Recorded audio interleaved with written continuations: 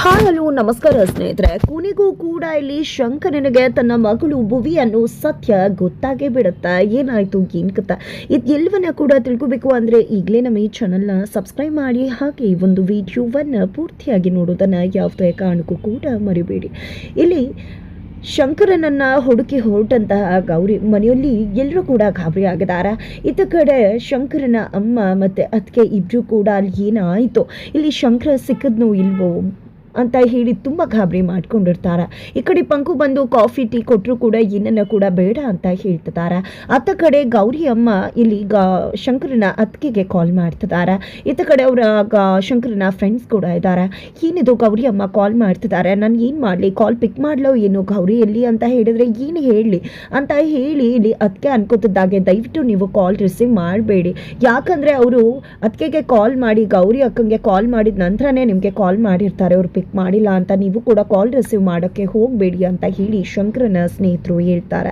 ಅದಕ್ಕೆ ಕೂಡ ಸರಿ ಆಯಿತು, ಹಾಗೆ ಮಾಡ್ತೀನಿ, ಹಾಗೆ ಮಾಡೋದು ಒಳ್ಳೆಯದು ಅಂತ ಹೇಳಿ ಅವರು ಕೂಡ ಹೇಳ್ತಾರೆ. ಅಲ್ಲಿ ನನ್ನ ಮಗ ಸೊಸೆ ಹೇಗಿದ್ದಾರೋ ಅವರಿಬ್ಬರನ್ನ ದೇವ್ರೆ ಕಾಪಾಡಬೇಕು ಅಂತ ಹೇಳಿ ಅಮ್ಮ ಕೂಡ ದೇವ್ರ ಹತ್ರ ಕೇಳ್ಕೊತಿದ್ದಾರೆ. ಇತ್ತ ಕಡೆ ಶಂಕರನ ಅರೆಸ್ಟ್ ಮಾಡಲ, ಶಂಕರನ ಬೇಡವಾ ಅನ್ನೋ ಒಂದು ಗೊಂದಲದಲ್ಲಿ ಗೌರಿ ಇದ್ದಾಳೆ. ಆ ಗೌರಿಗೆ ಮಿನಿಸ್ಟರಿಂದ ಕೂಡ ಕಾಲ್ ಬರುತ್ತೆ. ಏನಮ್ಮ ಶಂಕರನ ಹುಡುಕ್ತಾ ಇದ್ರಲ್ವಾ ಕಳ್ಬಟ್ಟಿ ಕೇಸಲ್ಲಿ ಸಿಕ್ಕಿಬಿದ್ನ ಅಂತ ಕೇಳ್ತಿದ್ದಾರೆ. ಇಲ್ಲ ಸರ್ ಹುಡುಕ್ತಾ ಇದ್ದೀವಿ, ಇನ್ನೂ ಕೂಡ ಸಿಕ್ಕಿಲ್ಲ, ನಾವು ಕೂಡ ಫಾರೆಸ್ಟ್ ಏರಿಯಾದಲ್ಲೆಲ್ಲ ಹುಡುಕ್ತಾ ಇದ್ದೀವಿ ಅಂತ ತಿಳಿಸ್ತಾರೆ.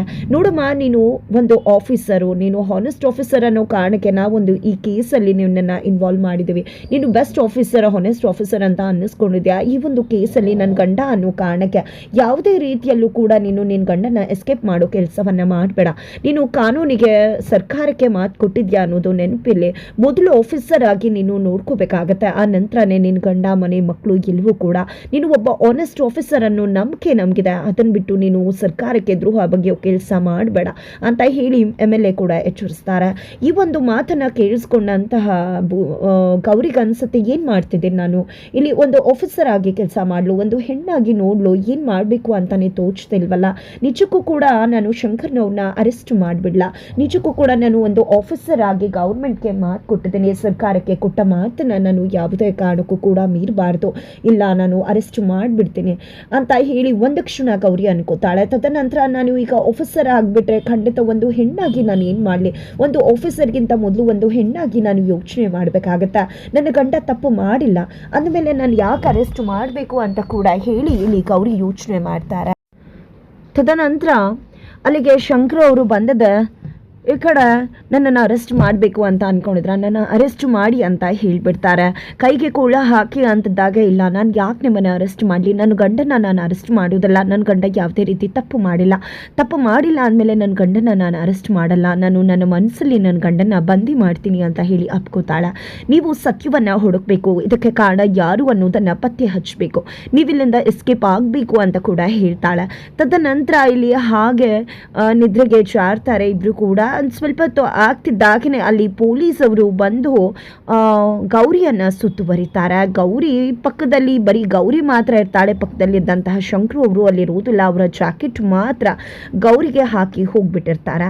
ಈ ಕಡೆ ಪೊಲೀಸ್ ಅವರು ಬರ್ತಿದ್ದಾಗೇ ಗೌರಿ ಎಚ್ಚರವಾಗ್ತಾರೆ. ಏನು ಮೇಡಮ್, ಕೊನೆಗೂ ಕೂಡ ಎಲ್ಲರೂ ಕೂಡ ಡೌಟ್ ಬರ್ತಾ ಇದ್ರು, ಹಾಗೆ ಆಗ್ಬಿಟ್ರಲ್ಲ, ನಾನು ಖಂಡಿತ ನಂಬರ್ಲಿಲ್ಲ ನೀವು ಈ ರೀತಿ ಮಾಡ್ತೀರಾ ಅಂತ. ನಿಮ್ಮ ಗಂಡ ಎಸ್ಕೇಪ್ ಆಗೋದಕ್ಕೆ ನೀವೇ ಸಹಾಯ ಮಾಡಿಬಿಟ್ರಾ, ಒಂದು DC ಆಗಿದ್ಕೊಂಡು ನೀವು ಕಾನೂನಿಗೆ ದ್ರೋಹ ಬಗೆದ್ಬಿಟ್ರಾ ಅಂತ ಇನ್ಸ್ಪೆಕ್ಟರ್ ಕೇಳಿದ್ರೆ, ಯಾರು ಹೇಳಿದ್ದು ಆ ರೀತಿ ಏನೂ ಇಲ್ಲ, ಸುಮ್ಮನೆ ನೀವು ಏನೇನೋ ಹೇಳಬೇಡಿ ಅಂತ ಹೇಳಿ ಗೌರಿ ಮುಚ್ಚಿಡೋ ಪ್ರಯತ್ನವನ್ನು ಮಾಡ್ತಾರೆ. ನಿಮ್ಮ ಜಾಕೆಟ್ ಎಲ್ಲವನ್ನ ಕೂಡ ಹೇಳ್ತದೆ ಅಂತ ಹೇಳಿ ಜಾಕೆಟನ್ನು ತೋರಿಸ್ತಾರೆ ಇನ್ಸ್ಪೆಕ್ಟರ್. ಆಗ ಗೌರಿಗೆ ಏನು ಹೇಳಬೇಕು ಅಂತ ಗೊತ್ತಾಗೋದಿಲ್ಲ.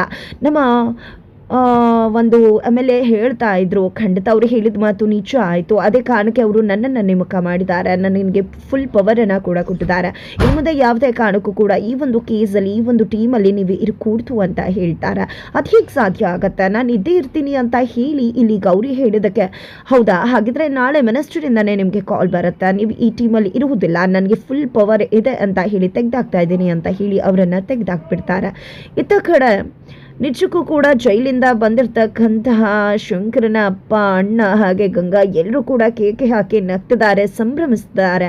ಆ ಗೌರಿನ ಕೆಲಸದಿಂದ ತೆಗ್ದಾಕಾಯ್ತು, ಇನ್ನೇನು ನಾವು ಸಿಕ್ಕಾಕೊಂಡ್ಬಿಡ್ತಿದ್ವಿ, ಆದ್ರೆ ನಾವು ಸಿಕ್ಕಾಕೊಳ್ಳಿಲ್ಲ, ಎಸ್ಕೇಪ್ ಆಗ್ಬಿಟ್ವಿ. ಆ ಗೌರಿ ಇನ್ನೇನ್ ಮಾಡ್ಕೋತಾಳೆ, ಗಂಡ ಅಂತ ಹೇಳಿ ಅರೆಸ್ಟ್ ಮಾಡ್ದೆ ಇಲ್ಲಿ ಅವಳನ್ನೇ ಕೆಲಸದಿಂದ ತೆಗ್ದು ಹಾಕಿದ್ದಾರೆ ಅಂತ ಹೇಳಿ ಕೇಕೆ ಹಾಕಿ ನಗ್ತಿರ್ತಾರೆ. ಅದೇ ರೀತಿಯಾಗಿ ಇನ್ ಸ್ವಲ್ಪ ದಿನ ಅಷ್ಟೇ ಶಂಕರನ ಅರೆಸ್ಟ್ ಮಾಡಿ ಕರ್ಕೊಂಡು ಹೋಗ್ತಾರೆ. ಶಂಕರನ ಅರೆಸ್ಟ್ ಮಾಡಿದ್ಮೇಲೆ ಅದರಲ್ಲಿ ಇವಳ ಇನ್ವಾಲ್ವ್ಮೆಂಟ್ ಕೂಡ ಇದೆ, ಗಂಡ ತಪ್ಪಿಸ್ಕೊಳ್ಳೋದ್ರಲ್ಲಿ ಅಂತ ಹೇಳಿ ಇವಳನ್ನ ಕೂಡ ಅರೆಸ್ಟ್ ಮಾಡ್ತಾರೆ. ಇಬ್ರು ಕೂಡ ಹೋಗ್ಬಿಟ್ಟು ಜೈಲಲ್ಲಿ ಸಂಸಾರ ಮಾಡ್ಲಿ ಅಂತ ಶಂಕರನ ತಂದೆ ಹೇಳ್ತಿದ್ರೆ, ಈ ಕಡೆ ಗಂಗಾ ಅಂತೂ ನನ್ನ ಸೀಡ್ಗೆ ಇವತ್ತು ಖುಷಿ ಸಿಗ್ತದೆ, ಸೀಡನ್ನ ತೀರಿಸ್ಕೋತಾ ಇದ್ದೀನಿ.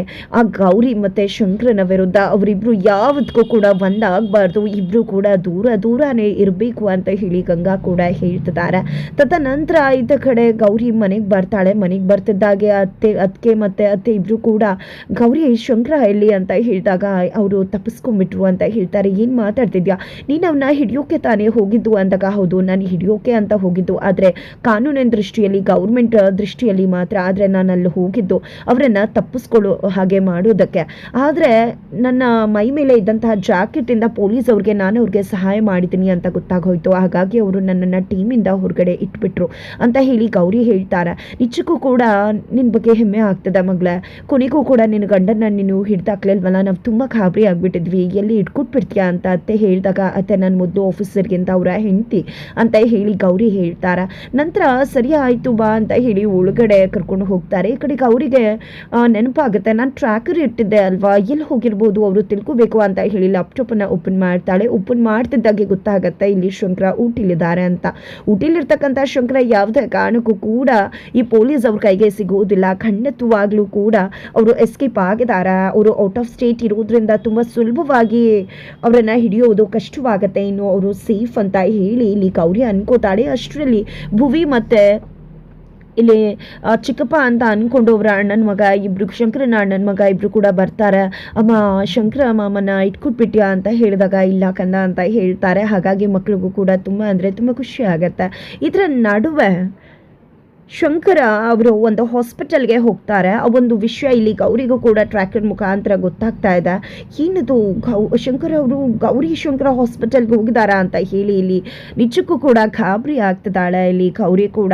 ಈ ಕಡೆ ಗೌರಿ ಶಂಕರ ಹಾಸ್ಪಿಟಲ್ಗೆ ಹೋದಂತ ಶಂಕರ್ ಅಲ್ಲಿ ನಿಜಕ್ಕೂ ತನ್ನ ಗೌರಿಯ ಫೋಟೋವನ್ನ ನೋಡಿದ್ದೆ, ಯಾಕೆ ಇವ್ರ ಫೋಟೋ ಇಲ್ಲಿದೆ ಅಂತ ಹೇಳಿ ಅಲ್ಲಿರ್ತಕ್ಕಂಥ ಕೆಲಸಗಾರನ ಕೇಳ್ತಿದ್ದಾರೆ, ಇವ್ರ ಫೋಟೋ ಯಾಕಿದೆ ಅಂತ ಹೇಳಿ. ಅದನ್ನ ಕೇಳ್ತಿದ್ದಾಗೆ, ಏನಪ್ಪ ಎಷ್ಟು ಧೈರ್ಯ ಇರಬೇಕು ನಿನಗೆ, ಅವ್ರ ಫೋಟೋವನ್ನ ತೋರಿಸಿ ಯಾರಿದು ಅಂತ ಕೇಳ್ತಿದ್ಯಲ್ಲ, ಅವರಿಂದ ಎಷ್ಟೆಲ್ಲ ಸಹಾಯ ಆಗಿದೆ ಗೊತ್ತಾ, ಈ ಒಂದು ಎಷ್ಟು ಜೀವ ಉಳಿಸಿದ್ದಾರೆ ಗೊತ್ತಾ ಈ ಒಂದು ಹಾಸ್ಪಿಟಲ್ ಅಲ್ಲಿ ಅಂತ ಹೇಳ್ತಿದ್ದಾರೆ. ಇತ್ತ ಕಡೆ ಅವ್ರಿಗೆ ನಾನು ಹೇಳೋಕ್ಕೂ ಮುನ್ನನೇ ಭುವಿ ಅವರ ಮಗಳು ಅಂತ ಗೊತ್ತಾಗ್ಬಿಟ್ರೆ ಏನ್ ಮಾಡೋದು ಅಂತ ಹೇಳಿ ನಿಜಕ್ಕೂ ಕೂಡ ಇಲ್ಲಿ ಗೌರಿ ಶಾಕ್ ಆಗ್ತಿದ್ದಾಳೆ. ಹಾಗಿದ್ರೆ ನಿಜಕ್ಕೂ ಕೂಡ ಶಂಕರನಿಗೆ ಭುವಿ ತನ್ನ ಮಗಳು ಅನ್ನೋ ಸತ್ಯ ಗೊತ್ತಾಗೇ ಬಿಡುತ್ತಾ, ಏನಾಗತ್ತೆ. ಇತ್ತ ಕಡೆ ಗೌರಿ ಶಂಕರನಿಗೆ ಹೆಲ್ಪ್ ಮಾಡಿದಾಳೆ ಅನ್ನೋ ಕಾರಣಕ್ಕೆ ಗೌರಿಯನ್ನ ಅರೆಸ್ಟ್ ಮಾಡಿ ಬಿಡ್ತಾರ. ಏನಾಗತ್ತೆ ತಿಳ್ಕೋಬೇಕು ಅಂದ್ರೆ ಮುಂದಿನ ವಿಡಿಯೋಗೆ ವೇಟ್ ಮಾಡೋದನ್ನ ಮರಿ.